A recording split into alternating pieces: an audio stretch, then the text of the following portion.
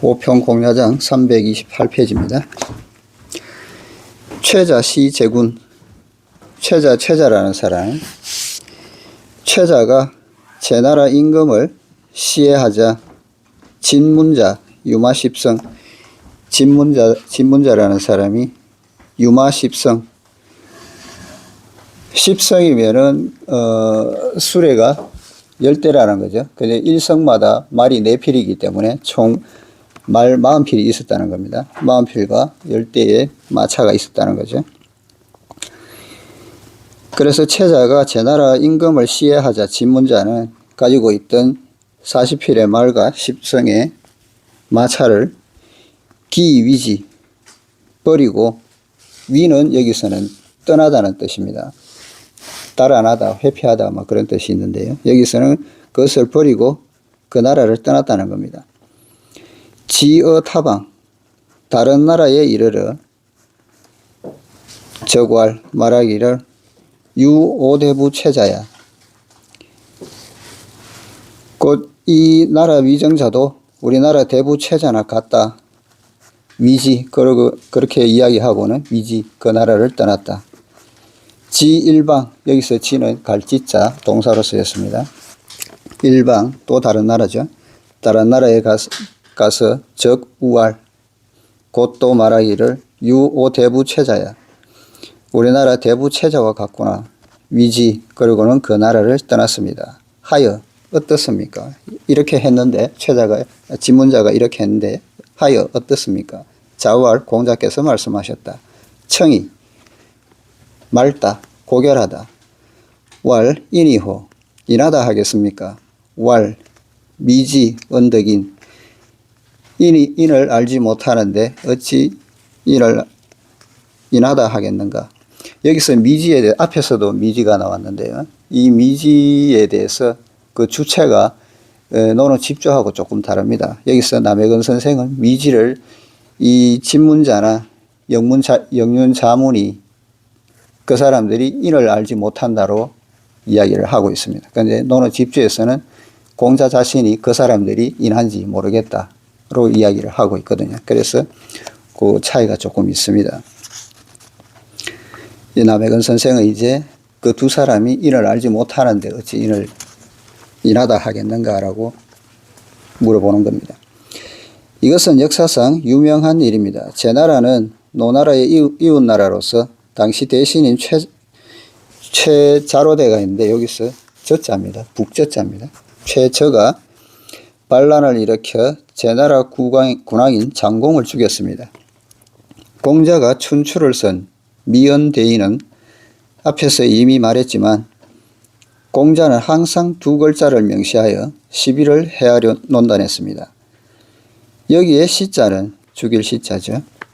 춘추대의의 미연입니다. 반란을 일으킨 사람이 윗사람을 죽이면 모두 시라고 하였습니다. 역사에서 시를 보면 반란을 일으켜 윗사람을 죽임으로써 역사에 영원히 반란의 죄명을 남겼음을 알게 됩니다. 이것은 중국 역사 철학의 정신이자 도덕관입니다. 아무리 성공했다고 하더라도 옳지 못한 일을 했다면 천추만세에 그 죄명을 짊어져야 했으니 시해는 어디까지나 시해고 살해는 어디까지나 살해였습니다. 적과 싸워 이긴 것은 극이고 적이 아니면 극자를 쓸 수 없었습니다. 이것은 규정으로서 판에 새겨진 것이기 때문에 최자가 반란을 일으켜 제나라 군왕을 죽인 것은 시해가 됩니다.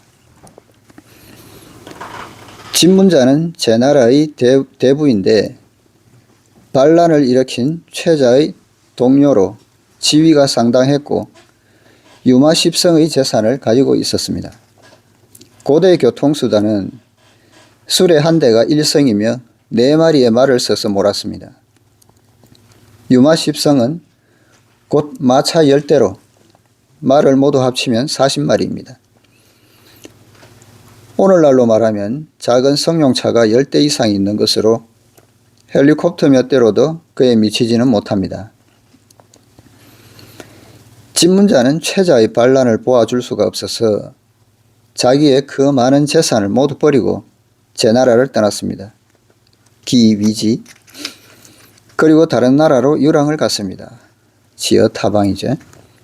춘추전국 시대에는 나라마다 어지러웠으므로 진문자는 다른 나라에 가서도 즉시 이 나라의 대신들도 다 망할 놈들로서 제 나라의 최자와 같이 털려먹은 물건들이다. 조괄 유오대부 최자야 라고 말했습니다. 이 때문에 그는 그 나라에서 또 도망갔습니다. 그리고 또 다른 나라에 가서 다시 탄식하기를 온 세상이 다 혼란 속에 빠져 있구나. 어느 나라든 대신들이 모두 최자 같아 좋은 물건들이 없구나 하면서 떠났다는 것입니다. 진문자는 그 뒤 스위스나 아프리카의 어느 나라로 갔는지 모르겠습니다. 자장이 공자에게 말합니다. 선생님 보세요. 진문자 같은 사람은 얼마나 대단합니까? 공자는 좋다, 아주 고결하다, 청이라고 말했습니다. 고결한 사람은 흔히 이기적이어서 자신만 돌보기 때문에 충신이라고 할 수 없습니다. 그렇지 않다면 왜 자기 나라에 난이 있는데도 구하려 하지 않고 도망가 도처를 쏟아냈겠습니까? 이것도 눈에 거슬리고 저것도 눈에 거슬린다면 설마 국가가 태평해졌을 때 당신 오십시오 할까요? 대다수 고결한 선비들이 이룬 성취는 이 정도에 그쳤습니다. 그들은 성품이 아주 막습니다. 무슨 일을 비평하는데 모두 심각하고 말이 많고 또 일리가 있습니다. 그렇지만 그들에게 무슨 일을 해보라고 맡기면 이건 말이 아닙니다. 고상한 선비들이 천하사를 논할 때면 말마다 이치가 합당합니다. 그렇지만 천하사를 그에게 해보라고 넘겨주면 아마 몇 달 이내에 스스로 끝장나 버릴 것입니다. 국가 천하사는 인생 경험 속에서 얻어야 합니다. 아무런 경험도 없고 심지어 많은 부하를 거느려 본 권세의 경험도 없다면 더 말할 필요가 없습니다. 경험이 없으면 당신이 위에서 차 가져와요 하고 한번 소리치면 아래에서는 용정, 오룡, 향편, 철관음 등 차라는 차는 모두 내오는데 당신의 머리가 띵해지지 않고는 버틸 수가 없을 것입니다.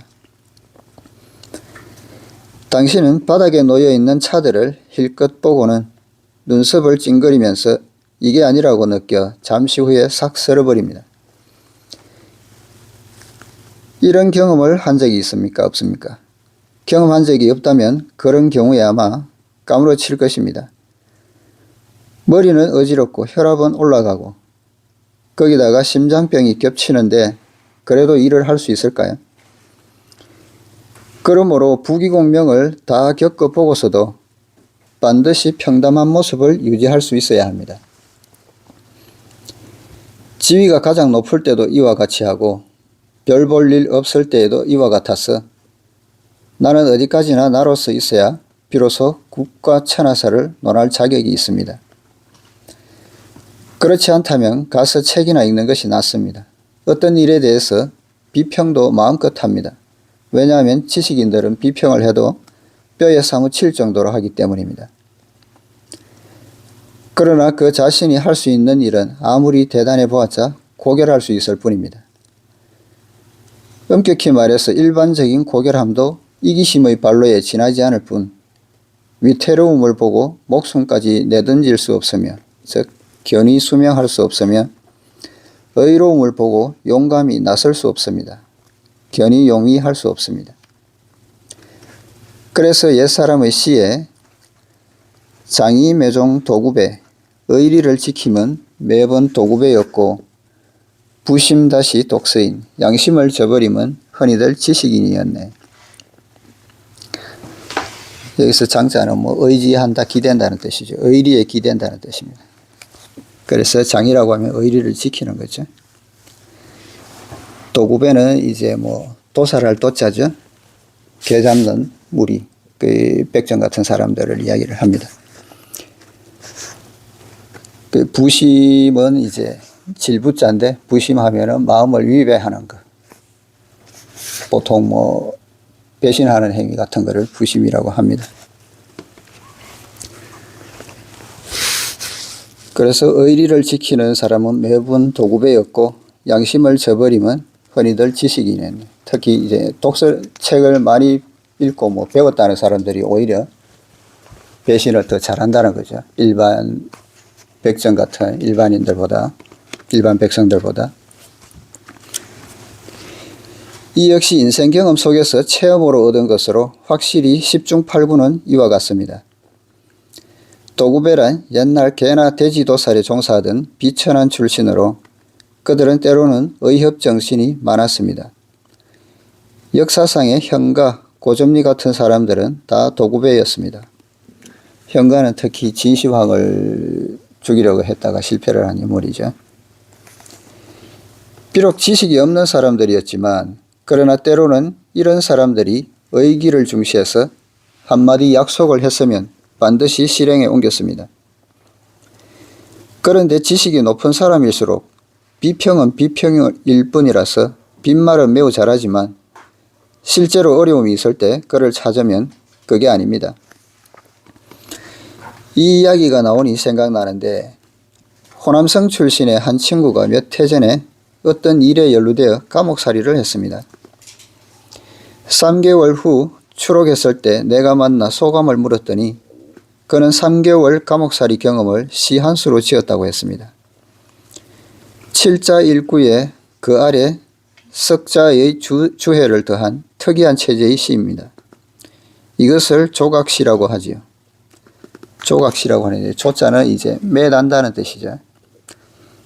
그 발을 매단다는 소리인데 뒤에 글자를 좀 더 덧붙인다는 이야기입니다. 해석을 단다는 이야기죠. 그 시는 이렇습니다. 세태인정 박사사 인정 세태 얇기가 깁 같으니 비단 같으니 진불차 정말 차이 없으라. 자기 질도 자기파 질은 이제 넘어질 질자입니다. 넘어질 질에 쓰러질 도자죠. 그래서 질도 하면은 넘어진다는 뜻입니다. 자기 질도 스스로 넘어져 자기파 스스로 기어간다. 막고랍 막은 이제 뭐 하지 말라는 뜻이죠. 그리고 고는 기댈 고자입니다. 그리고 라는 끌라자죠. 끌랍자입니다. 그래서 끌어주리라 기대하지 마라. 내가 넘어졌는데 누가 도와줄 거라고 생각하지 마라는 뜻입니다. 교료허다 호붕우 연주다. 교료는 이제 사귀었다는 거죠. 허다 우리가 보통 허다하다고 그러지 않습니까? 많다는 뜻입니다. 그래서 많은 좋은 친구를 사귀었지만 전부 다 담배, 술, 차 친구일 뿐이고 일단 유사 그 좋다 불제가 일단 유사 일이 있어서 가서 조는 이제 찾을 조자입니다. 그를 찾아가면은 불제가 집에 없더라 라는 뜻입니다. 그래서 일이 있을 때 찾아가면은 집에 없다는 거죠. 그래서 여기서 뭐 좋은 친구들 많이 사귀었지만 담배, 술, 차 친구일 뿐이고 일이 있으면 도와주는 사람 없더라 이야기를 하는데 중국말 중에 이런 이야기가 말이 있습니다.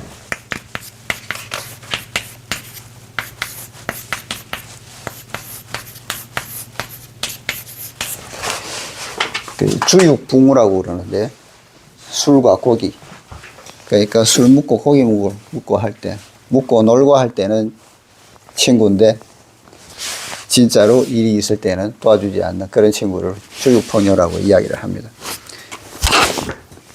그래서 엄주가무적일 때나 친구고 진정으로 필요할 때는 친구가 안 된다는 이야기를 하는 겁니다. 그래서 여기서 이야기하는 것도 전부 다 담배, 술, 차 친구일 뿐이라는 거죠. 나는 이 시를 듣고 나서 연거푸 좋다고 칭찬했습니다. 이는 양심을 저버리면 흔히들 지식인이었네. 부심 다시 독서인과 마찬가지로서 그 친구도 이 청자의 부정적인 작용을 확대하여 말한 것입니다. 사유에 대한 작용을 말하더라도 역시 같은 이치입니다. 그래서 공자는 진문자 같은 사람에 대한 논평으로 한 글자를 내놓았습니다. 요컨대 물이 너무 맑으면 고기가 없고 사람이 너무 맑으면 복이 없다. 수태청적 무어하고 인태청적 무복이라는 이 말은 아주 이치가 있습니다. 자장은 또 진문자라는 사람이 인의 정도에 도달했는지 못했는지를 물었습니다. 이에 대해 공자는 그가 인의 관념조차 없는데 어떻게 인의 수양에 도달할 수 있겠느냐고 대답했습니다. 위에서는 충의 본보기와 즉 영륜자문이죠. 청의 본보기, 진문자를 열거했는데 이어서 또 한 가지 이치를 말합니다. 계문자 3, 4, 2 후행, 자문지왈, 제사가이. 계문자 3, 4, 2 후행. 계문자가 3번 생각한 후에야 실행하였다, 행하였다. 공자께서 자문지왈, 공자께서 그 말을 듣고 말씀하셨다. 제사가이. 제자는 거듭 제자인데요. 두 번이면 된다. 여기서 사자는 어조사로서 두 번이면 가하다 라는 뜻입니다. 계문자는 성이 계시이며 이름은 행보, 여기서 행부로 적혀 있는데요. 여기서는 보자로 읽습니다. 그래서 자보자인데요. 여기서는 보자로 읽습니다. 행보. 시호는 문으로서 노나라 대부입니다. 그는 이를 지나치게 조심스럽고 지나치게 세밀하게 했습니다. 3, 4, 2 후행, 한 가지 일을 생각하고 또 생각하기를 거듭했는데 이것을 3, 4라고 합니다. 3, 4라고 해서 꼭 3번만 생각한 건 아니겠죠. 그만큼 더 많이 생각했다는 거겠죠. 공자는 그의 이런 태도에 대해 듣고 말하기를 제사가이라고 했습니다. 이 말은 두 가지로 해석되고 있습니다. 지난날 고리타분한 서생들의 해석은 이렇습니다. 일은 특히 조심스럽게 해야 한다. 아이들은 3번 생각해도 부족하다. 공자는 제사가이라고 했으니 거듭 생각해야 한다. 거듭 생각해야 된다는 뜻이죠. 이런 해석은 옳지 않습니다. 공자는 사실은 계문자가 지나치게 많이 생각한다고 여겼습니다. 매사에는 물론 조심스러워야 합니다. 그러나 3번 생각한 후에 실행하면 고려를 너무 많이 하는 것입니다. 생각을 너무 많이 하다 보면 결단을 내릴 수가 없죠. 그래서 우유부단하게 될 수도 있습니다. 그게 지나치면은. 논리를 배운 적이 있거나 역경의 이치를 배운 적이 있으면 잘 이해할 수 있는데 세상의 어떤 일도 시비, 이해, 선악도 모두 상대적이며 절대적이 아닙니다. 그래서 3번 생각하면 싫어지게 되는데 상대적인 것은 언제나 모순적이어서 3번 생각하면 곧 모순의 통일이요. 통일되고 나면 또 모순이고 이와 같이 영원히 다함이 없으며 또 결론을 내릴 수 없습니다. 그래서 어떤 일을 함에 있어서 A라는 생각을 하면은 거기에 반대되는 B라는 생각을 할 수도 있죠. 그래서 A, B를 절충해서 C라는 답안을 내면은 또 C에 대한 반대 의견이 나올 수가 있습니다. 그래서 계속해서 물고 가는 거죠. 그래서 결단을 내릴 수가 없는 상태가 이른다는 겁니다. 그래서 어떤 일이 손에 들어왔을 때는 한 번 고려하고 다시 한 번만 더 고려하면 됩니다. 만약 3번째 다시 고려하면 망설이게 되어 결정하지 못할 가능이 많으며 아무리 다시 고려해도 하게 되지 못할지 모릅니다. 그러므로 신중하기는 신중해야 하되 지나치게 신중하면 옹졸하게 되어버립니다. 여러분은 모두 수십 년의 인생 경험에서 알고 있겠지만 지나치게 조심스러운 친구는 흔히 이런 옹졸한 잘못을 범합니다. 옹졸한 결과 문제는 많아집니다. 그러므로 공자는 3번 생각하고 나서 실행할 필요가 어디 있겠는가? 2번 생각하면 된다고 했습니다. 오늘 시간 관계상 여기까지 할게요. 다음 시간에 뒤에 하겠습니다.